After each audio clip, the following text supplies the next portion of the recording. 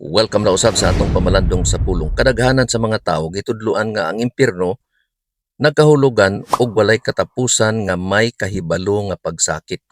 Apan dili ka na ang giingon sa Biblia. Ang pinurungan kasulatan makanunayon og dili masayop.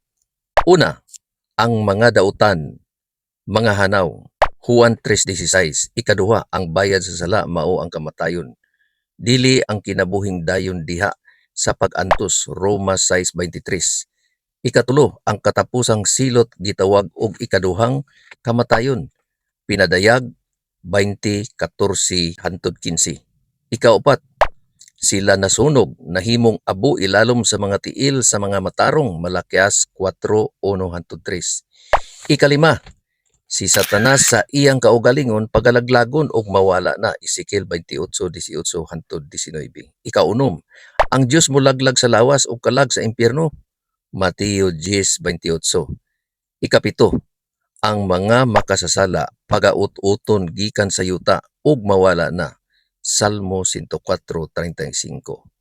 Ang isyu dili kung tinuod ba ang impyerno.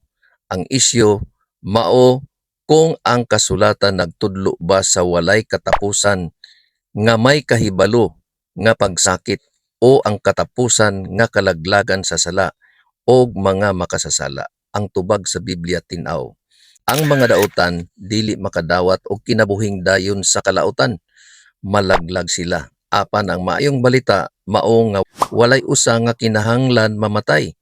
Kitang tanan anaa sa dalan sa kamatayon tungod sa sala, apan si Kristo naghimo og paagi sa pag-ikyas. Pinaagi kaniya ang gasa sa Dios mao ang kinabuhing dayon. Mao lang kini ang atong mubo nga pamalandong og pagtuon karong adlaw.